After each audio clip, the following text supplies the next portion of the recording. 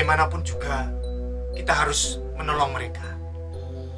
Namanya begitu dikenal oleh masyarakat Katolik di perbukitan Menoreh.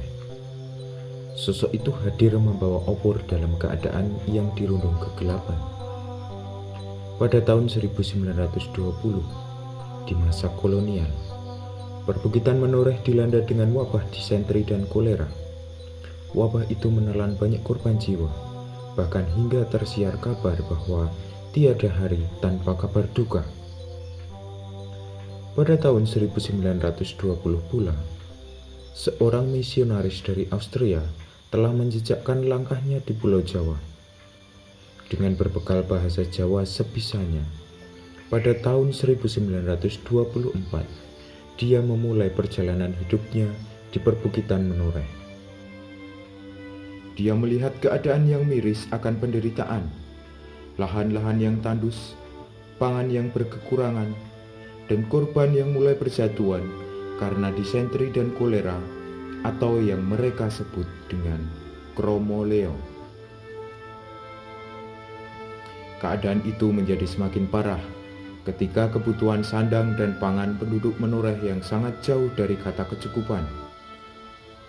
Tanah-tanah gersang, pohon-pohon meranggas.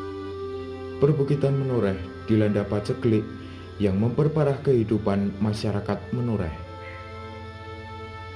Di dalam buku hariannya, dituliskan bahwa di daerah Tanjung ada 30 orang meninggal dalam waktu yang berdekatan. Beliau adalah Johannes Baptist Brenthaler, seorang mantan perawat perang di Lebanon yang tertarik dengan misi iman di tanah Jawa. Romo Pren, begitu dia disebut oleh warga Menoreh.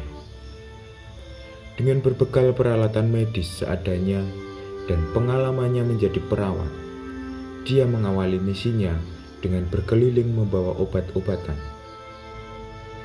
Dia mulai berjalan kaki, menapaki jalan perbukitan yang terjal seperti di tanah kelahirannya, Tirol, Austria. Keadaan itu tidak menyurutkan langkah untuk melanjutkan karyanya, membuka lembar kehidupan baru bagi warga Menoreh sebagai perawat medis, sekaligus menjadi pewarta kabar sukacita kasih Tuhan sebagai perawat jiwa-jiwa gersang dalam kegelapan. Kedatangannya sempat menuai kontroversi. Apa yang diperbuat oleh Romo Pren tidak dapat diterima dengan mudah oleh warga-warga Menoreh. Obat-obatan medis kimia adalah benda asing, tidak mudah untuk diterima oleh warga Menoreh. Mereka lebih percaya dengan ramuan-ramuan lokal dan dukun. Bahkan pada suatu waktu, beliau memberanikan diri untuk hadir dan mendoakan warga yang meninggal. Padahal waktu itu masyarakat percaya bahwa berada di dekat jenazah orang mati adalah hal yang tabu dan membawa ketidakberuntungan hidup. Ya, pelan, namun pasti, banyak warga yang terselamatkan dari kejamnya wabah karena bukti cintanya kepada warga Menoreh. Melihat kebutuhan kesehatan yang begitu banyak, Romo Pren mulai menggagas untuk mendirikan rumah sakit. Dia mengusulkan ide itu kepada gubernur di Yogyakarta dan mulai membangun kerjasama dengan suster-suster di Semarang. Pada tahun 1930, berdirilah Rumah Sakit Dimboro Kalibawang dengan pelayanan kesehatan tanpa dipungut biaya sedikitpun. Pelayanan kesehatan pada saat itu tidak hanya untuk daerah Mboro saja, namun meluas hingga Kalibawang, Dekso, Promasan, dan Nambulan.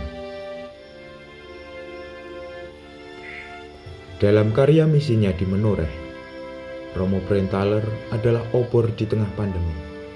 Dia melakukan tindakan-tindakan yang kecil seperti menjenguk umat yang sakit, mendoakan mereka yang nyatanya berbuah pada sebuah perubahan besar di perbukitan Menoreh. Ad Maiorem Dei gloriam et pro salute animarum. Demi makin besarnya kemuliaan Allah dan keselamatan jiwa-jiwa. Dia hadir di tengah-tengah masyarakat menoreh yang sedang dirundung kegelapan.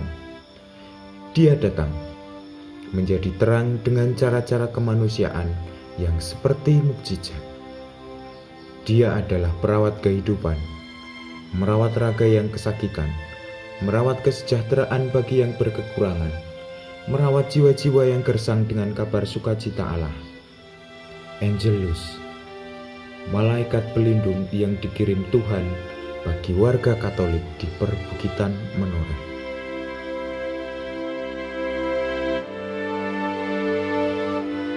Kini sudah 74 tahun Romo Brenthaler berpulang ke rumah Bapa. Warisannya tak lekang oleh waktu dan akan terus berlaku untuk kapan saja. Kita telah menerima dan menikmati warisannya. Maka kita diajak dan kita diutus menjadi Brenthaler yang baru, menjadi terang dalam situasi apapun, dengan perbuatan dan tindakan kemanusiaan, meskipun itu dalam bentuk yang sangat kecil. Sebuah pertanyaan bagi kita, bagi warga Katolik di perbukitan Menoreh, dan juga bagi kita semua. Bersediakah kita untuk menjadi obor di tengah pandemi?